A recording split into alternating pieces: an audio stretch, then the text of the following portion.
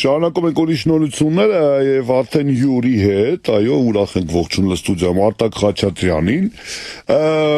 Նա ինքն իրեն եւ երևակայի նրան հետևող օգտատերերը շատ լավ գիտեն Արտակին որպես Հայաստանի ամենահամեստ զբոսավար, այդպիսի։ Այո, ողջունում եմ բոլորին, բարև ձեզ Արտակ, հաճելի է որ այստեղ եք, առավելևս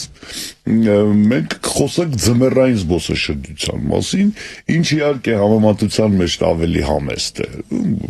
հասկանալի է, չկա այն արևոտ եղանակը, որով որ հայտնի է Հայաստանը, եւ հաճախ զբոսնելու համար էլ այդքան հարմար եղանակ չի լինում ձմեռային ամիսներին, ցրտոտ է, համաձայնվեք, նույնիսկ ավելի ցուրտ եղանակին սովոր մարդկանց համար, այնուամենայնիվ հոսք կա զբոսաշրջիկների, եւ լավ կլիներ, որ մեր զրույցի ընթացքում մի քիչ խոսենք այդ ձմեռային զբոսաշրջության տուրիզմի առանձնահատկությունների մասին։ Եվ ի վերջո կարծում եմ շատ է գործի բերումով Հայաստանի տարբեր տեղերում լինում, մարզերում, այսպես հայտնի եւ անհայտ տեղերում, որը որ երևի ձեր փոքրիկ ֆիշկան եք, չէ՞, համարում են, կա տեղեր, որը զուտ ձեր առաջարկմամբ են զբոսաշրջիկները այցելում։ Այո, բնականաբար այդպիսի տեղեր կա, բայց առաջինը կուզենայի շեշտել, որ Հայաստանը, քանի որ ծովի հետ կապված հանգիստ չի, կլոր տարի մենք ունենք զբոսաշրջիկ։ Ձմեռը ուղղակի մի քիչ է, որովհետև շատ տեղեր ֆիզիկապես հնարավոր չի այցելել կամ տեսնել, բայց հիմա տուրիզմը արդեն վերածվել է ոչ թե ինչ-որ հատուկ ինչ-որ տեսարժան վայր տեսնելու, այլ էմոցիա ստանալու ինստրումենտ է։ Դա միշտ էլ եղել է, հռոմեական ժամանակներից է եղել։ Ու եթե դու լավ կազմակերպում ես քո գործը, որ մարդը գա էմոցիա ստանա, որտեղ ինֆորմացիան հիմա բոլոր տեղերում էլ կարան բացեն ու կարդան։ Ես իմ կողմից աշխատում եմ ինչ-որ, ոնց որ դուք ասացիք, իմ ֆիշկաները, ասենք, այնպես տեղեր տանես, որ մեծ ավտոբուսը չի կարա գնա, որ ասենք տարբերվես որպես ինդիվիդուալ գիդ, այնպես բան պատմես, որ գիդը չի պատմի, որը պատմել է ինչ-որ եկեղեցական, որը պատմել է ինչ-որ մի հատ տեղի ապրող։ Այդ ամեն ինչը կազմում է այդ ընդհանուր աուրան։ Այս դեպքում, երբ որ ասում ենք ձմեռային զբոսաշրջություն Հայաստանի վերաբերյալ, առաջինը Ծաղկաձորն է գալիս, երկրորդը թերևս Ջերմուկը, իսկ կա էլի ուղղություններ, որոնք ակտուալ են ձմռան ամիսներին։ Այո, ինձ թվում է Հայաստանում թերագնահատված է Վայոց ձորը ու Սյունիքը, որը իդեպ նշեմ, որ համեմատաբար ավելի էժան է, քան մեր իմացած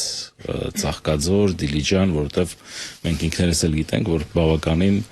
թանկ հաճույք է։ Նոր տարին նշելը մեր երակի հեռու է, սկսենք դրանից։ Երակի հեռու է, բայց մեր Հայաստանը ինչքան է շատ մեծ չի, որ ուզենան 2 ժամ ճանապարհ կարելի է ծախսել, բայց ընդհանրապես այդ ուղղությունները, օրինակ Վայոց ձորում Եղեգիս գետի երկայնքով այնքան սիրուն տեսարժան վայրեր կա, այնց լավ հանգստի գոտիներ կա, որ եթե ուզում ես իրոք հանգստանաս, մեծ հաճույքով, նույնն էլ Սյունիքը։ Դե բնականաբար հիմնականը դա Ծաղկաձորն է, որովհետև ով որ սիրում է դահուկ քշել, հիմա ավելացել են Մայլերը, Ապարանի Եղիպատրուշ գյուղի մոտ, չգիտեմ տեղյակ եք թե չէ։ Չէ, շատ լավ, ես եղել եմ, ճիշտ ասած դեռ այն փուլում, երբ լիարժեք ենթակառուցվածքային գործերի ավարտ չկա, կարծես դա մշտական process է, այսինքն ըստ սեփականատերերի 3 տարի է ինչ սկսել են, ես անցյալ տարի մի հատ խմբի մեջ որպես էքսպեդիցիա, այդպես ասենք, ծանոթանալու գնացել էի ու երևում է, որ աշխատանք է տարվում ու դա դրթել է Ծաղկաձորին իրանց սերվիսը լավացնեն, որովհետև զգացին, որ մրցակցություն կա։ Արտակ, ամենասկզբից մի հարց ունեի, ձեզ բնութագրում են որպես համեստ զբոսավար։ Արդյոք դա չի խանգարում, որովհետև առաջին ընկալմամբ կարծում եմ, որ զբոսավարը պետք է լինի ինչ որտեղ լավ իմաստով անհամեստ եւ այ դուք խոսեցիք էմոցիաներից, էմոցիան փոխանցելու համար, բնավ համեստությունը առաջինը չէ, որ պիտի բնութագրի։ Դա ճակերտների մեջ է ասված, ես կարամ ժամերով իմ համեստության մասին պատմել։ Դա անունը ռուսերեն մի հատ զբոսաշրջիկ ասես, Samый скромный гид, դա եղել է 19 թվականին, Տաթևի։ Դրանից հետո շատ բան է փոխվել։ Հա, 19 թվականին ես դեռ նոր էի սկսում իմ գործունեությունը, մի հատ զբոսաշրջիկ վիդեո էր նկարում, story էր նկարում Instagram-ում, կադրի մեջ ընկա, ձեռքով փակեցի դեմքս, ու այդ առաջի անգամ ինքը ասեց, «Самый скромный гид»։ Ու տենց ոնց որ դարավ իմ ճանաչելի անունը, ոնց որ տենց։ Բայց ոչ էությունը։ Չէ, էությունը հաստատ տենց չի, համեստ լինելը մեր դարում ոչ մի լավ բան չի նշանակում, իհարկե չեմ ասում, որ դու պետք է լինես չափազանց ինչ որ կոպիտ կամ ակտիվ, բայց այդ ճակերտների մեջ է ասված։ Ես շատ հումորասեր եմ, շատ կատակասեր եմ, իմ տուրերը անցնում է այդ աուրայի մեջ, այդ ոլորտում, ես դպրոցական տարիներից KVN եմ խաղացել, միշտ հումորի մեջ եղել եմ, ու իմ ապրած կյանքը, սովորած մասնագիտությունը ու այն ինչով հիմա զբաղվում եմ, ընդհանրապես չի բռնում իրար հետ։ Բայց լրացնում է, չէ։ Օրինակ, երևի իմ գործը կլիներ հումորը, սովորել եմ միջազգային իրավաբանություն, բայց վերջում դառել եմ զբոսավար։ Արտակ, իսկ ով է զբոսավարի համար լավ զբոսաշրջիկ, լավ այդպես ասեմ։ Լավ զբոսաշրջիկ։ Օրինակ ասում, լավ մարդիկ էին կամ, չգիտեմ, լավ զբոսաշրջիկներ էին կամ, այս ինչ անհաջող մարդիկ հանդիպեցին, ինչ համեմատության մեջ է դա որակում, հա։ Ասեմ 7 տարվա մեջ իմ ակտիվ գործունեության շատ քիչ դեպքեր ա եղել, որ ես ասեմ, այս ինչ վատ կամ ինչ որ ինչ-որ բան դուրս չգա։ Չէ, բարձրաձայն էլեկտրիկ։ Չէ, բարձրաձայն էլ ես նկատի ունեմ մեր մեջ կամ ասենք իմ մոտիկ մարդկանց հետ կամ գոլեգաների հետ կիսվելուց, բնականաբար կան այդպես մարդիկ, հնարավոր չի դու զբաղվես ինչ-որ մի հատ գործունեությամբ ու բոլորին դա գոհացնի։ Ձեր գործի մեջ էլ կա, դա կա, ամեն տեղ էլ դա կա։ Բայց ես տարիների ընթացքում եկա դրան, որ կոնկրետ հայերեն չգիտեմ ոնց են ասում, նիշա եմ ընտրել, ասենք եւ գնային եւ մակարդակի տեսանկյունից ու այդ ոնց ասեցիք հայերեն խորշ այդ խորշի մեջ, հա, խոր բառից է, չէ։ Այդ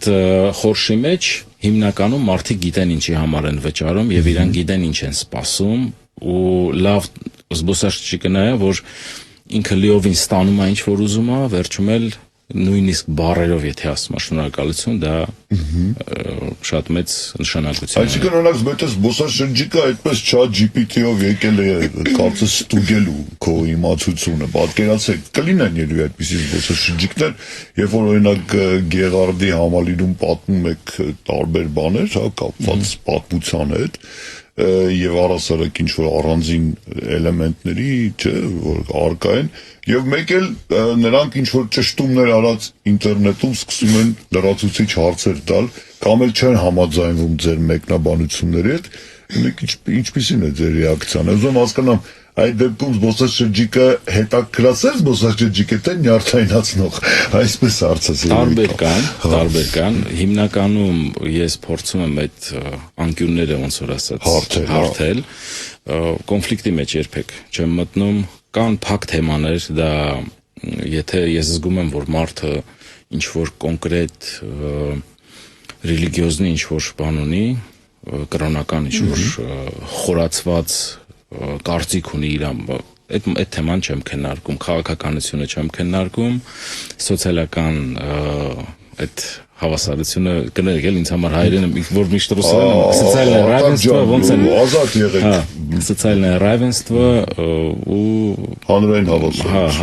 հավասարությունը ու LGBT թեման փակա։ Հիմնականում վեճերը լինում է այդ ձեր ասած որ ճշտել եկել են, հիմնականում լինում է կրոնի հետ կապված կամ ինչ-որ քաղաքական հայացքների։ Այդ կրոնից խոսեցիք, հետաքրքիր է, օրինակ իսլամական երկրներից հյուրերը ինչպես են օրինակ վերաբերվում ձեր մեկնաբանություններին կամ էլ ինչպես հարմարավետ են իրեն զգում օրինակ, չգիտեմ, գառնում։ Ես կոնկրետ իսլամական երկրներից շատ քիչ զբոսաշրջիկ ունեմ, որովհետև ես հիմնականում աշխատում եմ ռուսների հետ կամ ռուսախոս։ Իհարկե լինում են Թաթարստանից կամ Բաշկիրտոստանից, բայց իրենք ավելի ոնց ասեմ, իրենք իսլամիստներ չեն, էլի, իրենք ավելի աշխարհիկ բանոկյանքով են ապրում, հիմնականում լավ են վերաբերվում, դա էլ է մարդուց կախված, իրանք էլ կուլտուրայից ելնելով չեն ուզում ինչ որ բան պնդեն իրենց ասածը, բնականաբար իրենց կրոնի մեջ մենք բոլորս անհավատներ ենք։ Տենց է։ Ու դրա հետ ոչ մի բան չես կարող անես։ Բայց ես իմ ասածը պատմում եմ, որպեսզի մարդիկ լսեն, այսինքն ես շեշտը դնում եմ ոչ թե հիմնականում կրոնի վրա, այլ ավելի շատ պատմության վրա եւ Հայաստանի նշանակության վրա աշխարհում։ Իսկ ձեր պրակտիկայի ընթացքում երբևէ լսած ամենաանսպասելի, գուցե խենթ, գուցե անդրամաբանական,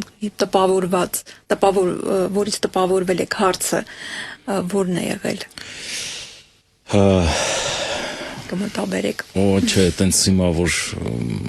ձեզ անակնկալի է բերել։ Տուրիստների տված հարցերից որպես զավեշտ եք ընկալել, այդպես։ Շատ դժվար է ասել, մտածեմ ընթացքում, որ ինչ-որ բան, որ մտքից գա, որպեսզի սենց։ Դա ես անձամբ իմ օրինակով, բերեմ Սուսաննա, երբ որ օրինակ լինում էր, որպես հաղորդավար տարիների փորձով հրավիրում էին հյուր, որ հյուրի կարգավիճակում կպատմեք մի զավեշտալի դրվագ ձեր կյանքից, եւ այդ բանը ոչ մի բան չես կարող հիշել, բայց այդ զավեշտալի դեպքերը միշտ կան։ Հետո սկսես մտածել, լավ, արդյոք դա հետաքրքիր կլինի մարդկանց, որովհետև չեն ճանաչում այդ զավեշտալի պատմության, այլ մասնակիցներին չեն տիրապետում ինչ-որ նախապատմությանը կամ դետալներին, դրա համար ես հասկանում եմ ձեզ հարցը։ Նկատի ունեմ, որ ամեն դեպքում մարդիկ ինչ-որ բան ուսումնասիրելով են գալիս Հայաստան, որոշակի պաշար ունենալով, եւ այդ կներեք, ընդհատեցի, ես դες կարող եմ ասել, թե որ հարցն է ավելի շատ մեջ գցում մարդկանց հիմնականում զբոսաշրջիկներին 90% գաղափար չունեն, որ Մասիս լեռը Հայաստանի տարածքում չի,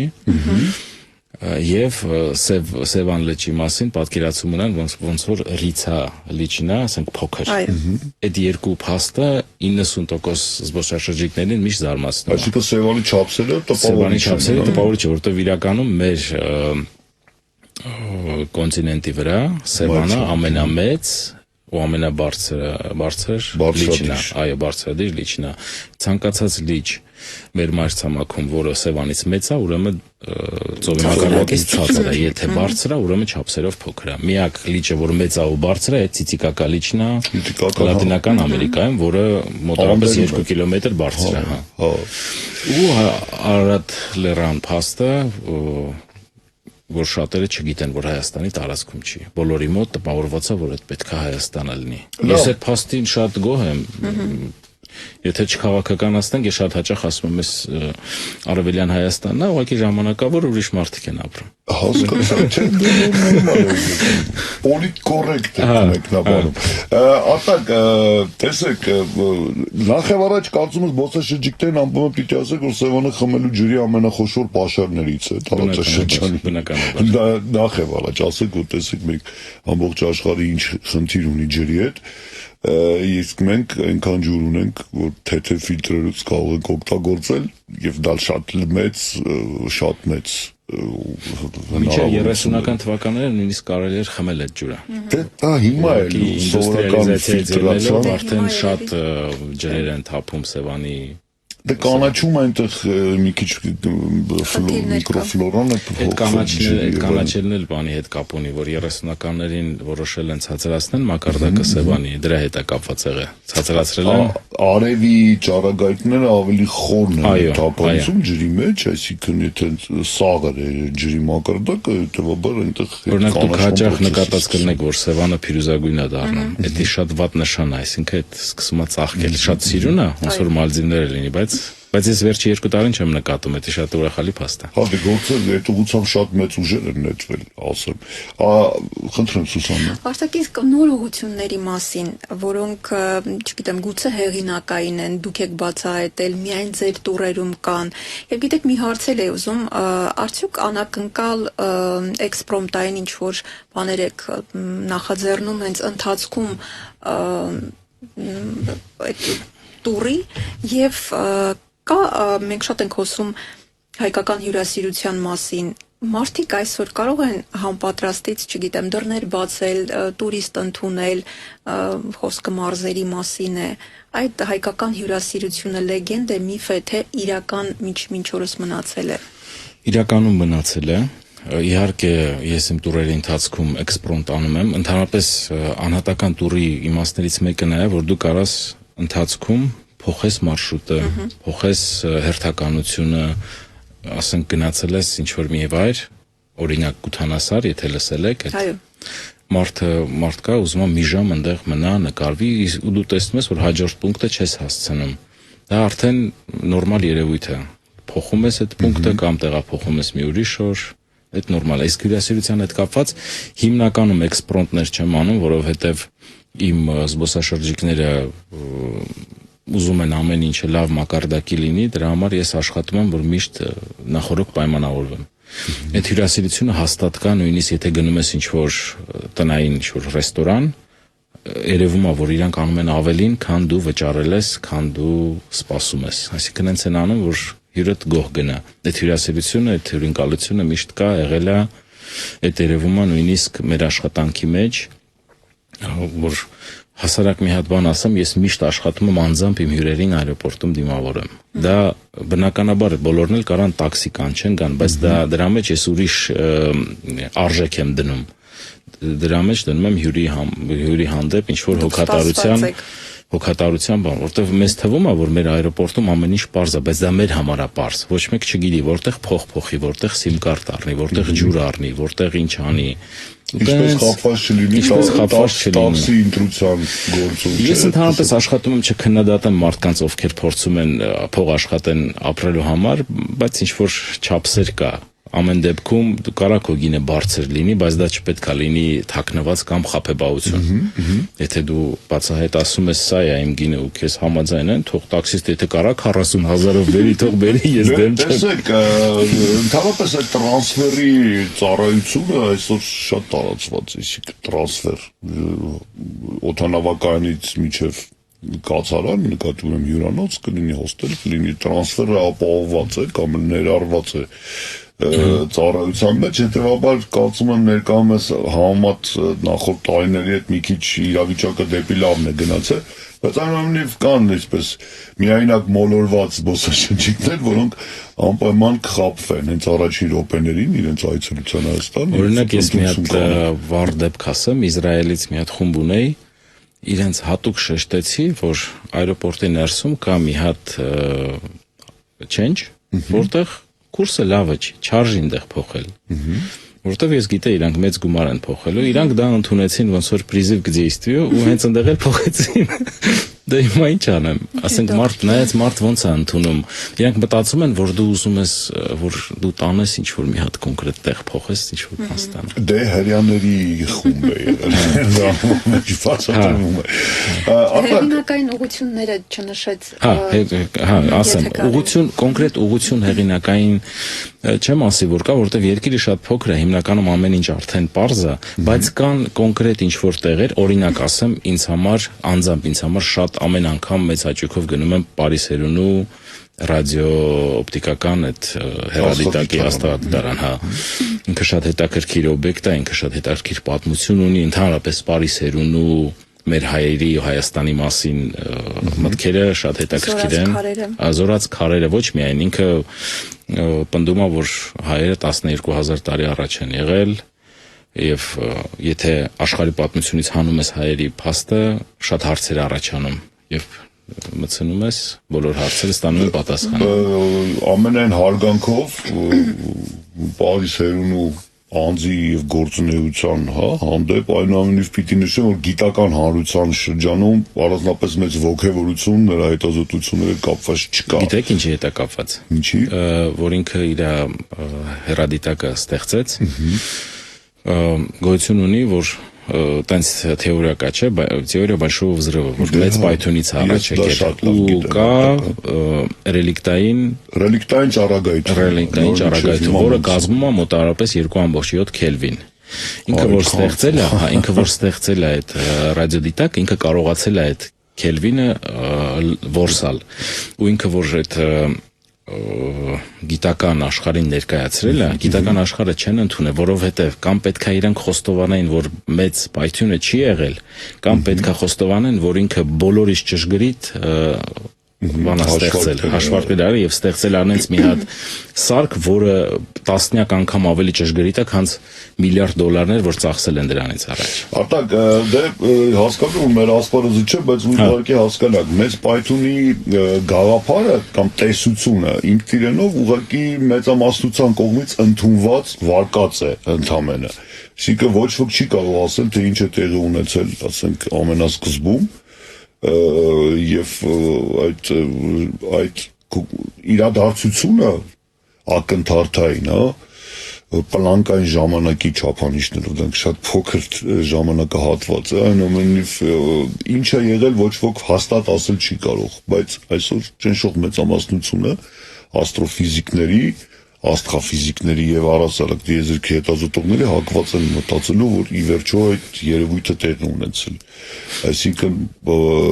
մաքսիմալ խիտ նյութը մի ակնթարթում սկսել է տարածվել եւ դա կոչում են Big Bang, այսինքն մեծ Python-ի տեսություն, դա ապացուցված բան չէ, այսինքն կան այսօր հետազոտություններ, որոնք որ ուղղորդվում են դեպի այդ գաղափարը, բայց հստակ 100%-անոց ապացույցներ, փաստարկներ դա տեղի ունեցածի վերաբերյալ իհարկե չկան, ուզում եմ ասել, այստեղ էլ ոչ ոք հաստատ ասել չի կարող, մի բանը, որ իրականում էմպիրիկ փորձի միջոցով ապացուցել չես կարող, դառնում է տեսություն, իսկ տեսությունները կարող են տարբեր լինել, այսպես ասեմ, բայց լավ է, ձեր իմացությունը ռելիկտային ճառագայթման մասին ինձ տպավորել է։ Ես իրոք այդ ուսումնասիրում եմ եւ ուզում եմ Պարիսերյունու շատ գործեր թարգմանեմ եւ ինչ որ ձևով ներկայացնեմ, ասեմ ինչն է ինձ գրավում, ուղղակի ինձ գրավում այն, որ Պարիսերյունու թեորիան, որ կարդում ես, դա քեզ ստիպում է, որ դու սկսես մի քիչ ավելի խորը ուսումնասիրել մյուս թեորիաները, որ տեսնես կգտնես ինչ որ հարցերի պատասխաններ։ Այդ իմաստով։ Մյուս տեղը, որ մեծ հաճույքով միշտ գնում եմ, դա Գութանասարն է, որ արդեն նշեցի, որտեղ էլի մեծ մեքենաները չեն կարող գնալ, էլի տեղ, որ Սյունիքը, ճիշտն ասած, Սյունիքում ամառային ամիսներին դե անպայման, չգիտեմ, Գորիսը, Տաթևը, Մեղրին, էլի այնտեղ խա, չէ, ամեն տեղ էլ երևակայի ինչ-որ մի տեսարժան բան կգտնես, համեղ մրգեր կճաշակես, հաստատ եւ այլն, բայց ձմեռային ամիսներին ինչ կա հետաքրքիր Սյունիքում։ Ձմեռային ամիսներին դե անկեղծ ասած Մեղրին ու Կապանը ինձ համար այդքան էլ հետազոտած տարածք չի, հա։ Ես խուստուփ անկեղծ ասած չեմ էլ բարձացել։ Եկող տարի նոր պլանավորում եմ 3 օրյա տուրեր կազմեմ, որտեվ մի օրով չես կարա գնաս խուստուփ, պետք է գնաս, մի օր Տաթևում մնաս, մի օր Կապանում։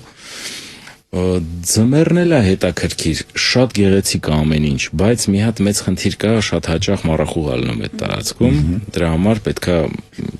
այինի հետ միշտ համագործակցես։ Ես ընդհանրապես ձմեռը միշտ զանգում եմ ինչ-որ տեղ գնալուց, զանգում հարցնում ես, ինչ ճանապարհը բաց է, ինչ ճանապարհը փակ է։ Բայց եթե զբոսաշրջիկները ուզում են գան Հայաստան նոր տարի նշեն, հենց կարան Երևանում էլ մնան, կանոն ոչ մի տեղը չգնան, որտեղ Երևանը շատ գեղեցիկ զարդարվում է, շատ հետաքրքիր է, յարմարկաները կան, կա ինչ որ բանով զբաղվել եւ մոտակայքում էլ տեղեր կա, որ կարան գնան եւ պատմությունը ուսումնասիրեն, հենց Էջմիածինը, Գառնին, Գեղարդը, եթե մարդը ունի 1-2 օր, դա բավական է, իրան պետք չէ ամբողջ Հայաստանը շրջի։ Ես ուղղակի ներսի ժողովրդի համար եմ ասում, որ Սյունիքն ու Վայոց ձորը քիչ հետազոտած է ու թերագնահատված է, որը արժի եւ նկատի ունի։ Երևանում բայց օգտվում են զբոսավարների ծառայությունից։ Իհարկե, Երևանի մեջ հիմնական ամենատարածված տուրը դա Պեշե Պրագոլկոն քայլարշավով, որտեվ Երևանի մեջ մեքենայով տուր անելը այնքան էլ էֆեկտիվ չի, որտեվ դու պետք է քայլես, պատմես Հանրապետության հրապարակի մասին, Աբովյան փողոցի մասին, բարձրանաս օպերայի եւ այդտենց կասկադ, մինչեւ կասկադ կա առանձին կոնդ, կա համատեղ, կա տուր Էրեբունին էլ ներգրավում, այսինքն նայած թե մարդը ինչ ցանկություններ ունի եւ դուք մի հատ հարց տվեցիք ընթացքում, ինչքան պատրաստված են գալիս, եթե ես զգում եմ, որ մարդը շատ պատրաստված է եւ ուզում է իրականում պատմաբանի ծառայություն, ես պատմաբան չեմ բնականաբար, բայց ես արդեն իմ թիմի մեջ ունեմ նման արդ, որին կարող եմ, այսինքն ես երբեք չեմ վերցնում իմ վրա խորացված խորացված, ես իմ վրա չեմ վերցնում այն, ինչը ես չեմ կարա պատմեմ, որ հարց են տալիս, եթե ես չգիտեմ, ես անկեղծ ասում եմ չգիտեմ, երբեք չեմ փորձում լինում է կատակով ասում եմ պապիկս պատմում էր ինչ որտես մի բան հորինում ասում եմ, բայց հիմնականում եթե չգիտեմ ասում եմ չգիտեմ, որովհետև դու պարտավոր չես ամեն ինչ իմանալ։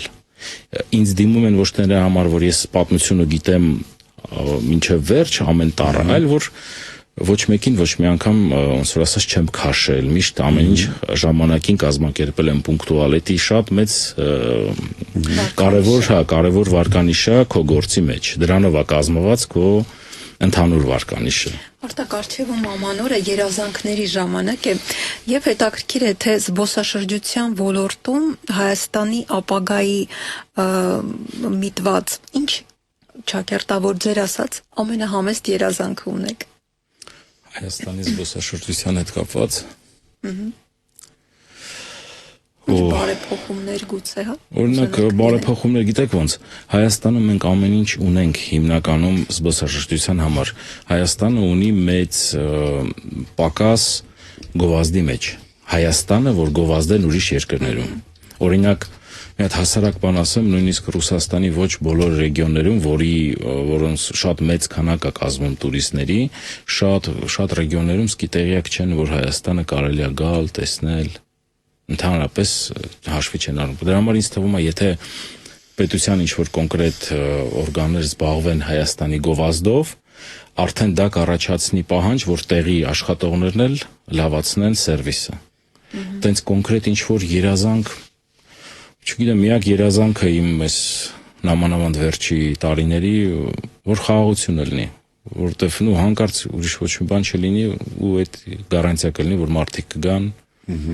մեր երկիրը կտեսնեն, ես էլ կփորձեմ ասենք ու իմ գոլեգաները, որ ցույց տանք մեր երկիրը, պատմենք մեր պատմությունը, ոչ թե տարեթվերով ու անուններով խեղդես մարդուն, այլ բացատրես իմաստը։ Օրինակ մի հատ անգլիացի գիտնական Հայաստանի մասին 70-ական թվականներին գիրք է գրել Դեվիդ Լենգ։ Ինքը գրել է Արմենիա կալիբել ցիվիլիզացիա, եթե ճիշտ թարգմանենք։ Ռուսաստանում այդ գիրքը թարգմանվել է Արմենիա народ созидатель։ Դուք զգում եք տարբերությունը անունների, այսինքն դու պետք է կարողանաս ներկայացնես որպես ոնց որ կա, ոչ թե ամեն մեկը։ Իմաստային շատ տարբեր բաներ։ Իհարկե, հենց ամբողջ իմաստը է դա, որ իմաստային տարբերություն։ Քաղաքակրթության օրան է։ Մյուսը ուղղակի սազիդացել շատ կարան են, բոլորն էլ սազիդացել են ինչ-որ չափով։ Այստեղ ինչ-որ մի բան սխալ է գնաց։ Դրա համար ասենք դու աշխատում ես ու պետքա հիմնական բանը պետքա շեշտը դնել այն բաների վրա, որը իրականում գոյություն ունի։ Օդից վերցրած ինչ-որ փաստեր չվերցնես, խոսքի չգիտեմ հորինել են հայերը տենց էլի տենց ինչ-որ հիվանդությունը մենք ունենք, ամեն ինչի մեջ հայկական հետք են։ Բայց իրականում ասեմ, որ 90%-ը իրականություն է։ Թվում է, թե հորինել ենք։ Ուղղակի որ ասում են, օրինակ, ասում են բանկոմատը հայն է ստեղծել, դա չի նշանակում, որ այս բանկոմատը, որ մենք հիմա տեսնում ենք, հայն է ստեղծել, բայց դրա նախատիպը, որովհետև ոչ մի բան էլ միանգամից չի ստեղծվել, ինչ որ մեկը վերցրել է մեկի իդեան, ձևափոխել է, բայց դա ունի բան, ու ես աշխատում եմ այն բաների մասին խոսել, որը իրականում միջազգային պատմաբանները կամ ինչ որ գիտնականները ընդունում են եւ համաձայն են դրա հետ։ Եթե այդ ձևով շարունակենք, ծաղրի առարկա չենք դառնա, շատ հաճախ համացանցում ես նկատում եմ, որ опять эти армяне там все придумали. Это մեծ մի հատ խնդիր։ Իսկ վեճեր լինում են, օրինակ զբոսաշրջիկներ կան, ում այդ օրինակ այս հայրենասիրական հողի վրա կարող եք վեճեր ունենալ կամ եւ այլն, նման դեպքեր եղել են, չեմ ասում մասնավոր դեպքերի չէ, կա հասարակ որպես երևույթ կա։ Չէ, ասի, կամ եզակի դեպքեր լինում է, որ ես էլ եմ իմ էմոցիաներին տեղ տալի, բայց աշխատում եմ շուտ էմոցիաներին տեղ տալի, նկատում կարող ինչ-որ կոպիտ արտահայտում ինչ-որ թեմայի շուրջ, բայց աշխատում եմ այդ Արտակ մի քիչ խոսենք այսպես ֆինանսական բաղադրիչից, հա։ Դե զբոսավարի ծառայությունները օրինակ Պրագայում, որից որ մենք օգտվեցինք, ասում դες էժան հաճույք չէր։ Ես հիմա չեմ հիշի ինչ արժեր, այնտեղ ժամա վճարեր, ճիշտ ասած։ Դուք նկատում եք քաղաքի մեջ հենց։ Այո, քաղաքի մեջ։ Տարամեսկի պլոշեդից այդ հրապարակից սկսվեց process-ը, հետո մեզ տարան խորքեր, այնտեղ այսպես կորած, այսպես շատ խառը նեղ փողոցների մեծ ցանց կա, լաբիրինթոսների շշնող, մեզ տարավ, ցուցադրեց տարբեր բաներ, տուրի առանձնահատկությունն այն էր, նա մեզ տարավ տեղեր, որոնք որ նկարագրված են գրականությունում։ Օրինակ այստեղ, օրինակ, այսինչ հերոսն է, այսինչ ստեղծագործության, օրինակ, չգիտեմ, նկարագրված այստեղ ապրել եւ այլն։ Մի խոսքով դա շատ հետաքրքիր տուր էր, բայց ժամը վճարել էր, ասում ծախսեցինք 3-4 ժամանոց տուրի վրա մոտ 250 եվրո։ Այդպես։ Ուզում եմ հասկանալ, օրինակ համեմատության մեջ մեր զբոսավարների ծառայությունները ինչքան ավելի մատչելի են եւ որտեղից է գնագոյացում առաջանում, օրինակ դա ինչ որ ավանդույթներ են, ինչ որ կազմակերպություն ունեք համախմբող կամ համակարգող, որը որ գին է սահմանում, սակագին բոլորի համար ընդհանուր, թե յուրաքանչյուր զբոսավար իր ծառայությունների սակագինն է սահմանում, ինչպես է դա արվում։ Ես չեմ ուզում խոսենք փողերից։ Հասկացա։ Ոնց որ ցանկացած product, տարբեր product, այսինքն նույն product-ը կարա լինի տարբեր գնի։ Գնի մեջ նայեք, օրինակ ես կարամ օրինակի համար բերեմ, եթե Երևանում մենք խոսում ենք զուտ զբոսավարի ծառայության մասին, լավ զբոսավարը կարելի է 100 եվրոյի սահմաններում, այդ ձեր ասած մոտավորապես 2-3 ժամանոց տուրը, դա էլ է կախված մարդկանց քանակից, որովհետև թվում է թե մանրունքը չի ինչ տարբերություն, մի հոգու թե 10 հոգու, բայց որ արդեն 15 հոգի են, պետքա աուդիո գիդ ունենաս, դա փող արժի։ Դրա համար ինչ որ մեկը պետքա վճարի, այսինքն շատ նյուանսներից է բաղկացած այդ գինը, ինչ է մտնում այդ գնի մեջ։ Տրանսպորտ պետքա թե պետք չի, ասենք տրանսպորտ կարող է տրանսպորտային տուր չի, բայց կարող է պետքա որ հյուրանոցից վերցնի տրանսպորտը տանի ինչ որ կոնկրետ տեղ, դա էլ փող արժի։ Դրա համար նայած թե ինչ է, մենք եթե վերցնում ենք զուտ գիդի ծառայությունը, դա մոտավորապես երևի քաղաքի մեջ տուրի մասին է խոսքը, մոտավորապես երևի ինչ որ մի 100 եվրոյի մասին, նորմալ, լավ գիդը, որ կարողանա մի 2 ժամ ժամանակ անցկացնի։ Ինչ վերաբերվում է իմ ոլորտում, ինդիվիդուալ այդ տուրերի ոլորտում, դա արդեն մի քիչ բարդ է, որովհետև ամեն մարդ որոշում է էլի իր ժամանակը ինչքանով վաճառի, ու եթե ես տեսնում եմ, որ մարդը կարողանում է իր ծառայությունը թանկ վաճառի, ես իրոք ուրախանում եմ, որովհետև դու պետք է հասկանաս, որ այդ մի հատ տուրը, այդ մենակ տուր չէ, դա քո կյանքից մի օր է, ու շատ կարևոր է թե դու ոնց անցկացրիր այդ օրը, ինչ ստացար, ինչ տվեցիր։ Բոլորս էլ աշխատում ենք, որ մեր ընտանիքը պահենք, բնականաբար, ուզում ես շատ աշխատես, բայց պետք է ինչ-որ բանի հետ դա պետք է արժենա դա։ Ես արժեքը դնում եմ ոչ թե մի զուտ իմ գիդ լինելու ծառայության մեջ, այլ որ ամեն ինչ գիդը հիմա գիտեք ոնց է դարել է, գիտեք, sense հասկացողություն կա բատլեր, որը կա հիմնականում բարձր մակարդակի հյուրանոցներում, որ քեզ տալիս են անձնական օգնական ու ինքը ամեն ինչ անում է քո համար։ Փաստացի ես հիմա դա եմ անում զբոսաշրջիկի համար, ռեստորան եմ գրանցում, չէ՞։ Կոնսերժի ու բատլերի այո, մոտավորապես նույնն է, բատլերը ուղղակի հյուրանոցում է լինում, կոնսերժը կարա լինի առանձին։ Ու այդ ամեն ինչը մարդը գնահատում է ու դրա համար է ինքը ավելի շատ փող տալիս է քո բրենդի համար։ Բրենդը ինչ է նշանակում, այսինքն որ դու ունես մեծ աուդիտորիա, ուրեմն դու արժես դրան, ուրեմն դու ոչ մեկին չես քաշել ոնց որ ասած ու մի ժամանակին անում ես։ Ես աշխատում եմ միջինից բարձր գնահատեմ իմ, ասենք շուկան մեկ-մեկ նայում եմ, բայց ոչ մեկի հետ չեմ համեմատում ու կյանքում չեմ փորձում մի հատ շատ կարևոր բան էլ ասեմ, կյանքում չեմ փորձում վարորդի ծառայության ու իմ վարձած գիդի ծառայության հաշվին փող աշխատեմ։ Եթե ես կարող եմ իրանց համար համ գործ կազմակերպել, համ աշխատել կանեմ, եթե չէ, մենակ իրանց կտամ։ Այդպես է պրինցիպը։ Շնորհակալություն, դրա համար էլ ասպարեզում այդքան երկար մնացել եք։ Հուսով եմ ավելի երկար կմնամ։ Ջունգլիների օրենքն են, ուժեղներն ու խելացիներն են գոյատևում։ Շնորհակալություն, որ եկաք, հետաքրքիր։ Հուսով եմ, որ այն գործը, որ ընտրել եք, ձեզ կշարունակի հաճույք պատճառել, ինչը ձեզ սրտանց ցանկանում ենք։ Լավ տարի լինի 2026-ը, կարծում եմ այս վերջի շաբաթվա ընթացքում մեր զրույցը կարծես բերում է այդ մտքին, որ մենք կամաց տրամադրվում ենք գալիք 2026-ին, թող հաջող տարի լինի բոլոր առումներով, արտակ, եւ ձեզ հետաքրքիր այսպես հարցերով կամ էլ Հայաստանի իսկ իրականում բացահայտելու ցանկությամբ զբոսաշրջիկներ ենք ցանկանում ի վերջո Շատ շնորհակալ եմ, շատ շնորհակալ եմ։ նոր բացահայտումներ մենք ժամանակ խոսենք միգուցե ինչ որ բաներ տեղեր գտնեք Հայաստանում միգուցե եւ այդքան չուսումնասիրած եւ չբացահայտված իսկ նման նյութը մեզ միշտ հետաքրքիր է եւ մեզ եւ մեր ռադիոլսողներին շնորհակալություն որ եկաք Ես էլ եմ շատ շնորհակալ որ հրավիրեցիք բոլորի գալիք նոր տարին շնորհավորում եմ ուրախ տարի լինի խաղաղ տարի լինի ինձ թվում է որ եկող տարի հրավիրեք ես ձեզ շատ ավելի նոր բաներ կպատմեմ Մինչ այդ ուղղակի ուղղորդենք մեր ռադիոլսողներին նրանք ովքեր կուզենան ավելին իմանալ դուք նաեւ ձեր սոցիալական հարթակներում զետեղում եք լուսանկարներ հետաքրքիր ուղղակի որպեսզի հեշտ գտնեք Արտակ Խաչատրյան Հայաստանի ամենահամեստ զբոսավարը Սամի սկրոմնի գիդ Արմենիա այս բառակապակցությունով դուք շատ հեշտ կգտնեք մեր այսօրվա հյուրի շնորհակալություն որ եկաք Շնորհակալություն ձեզ շատ ուրախ եմ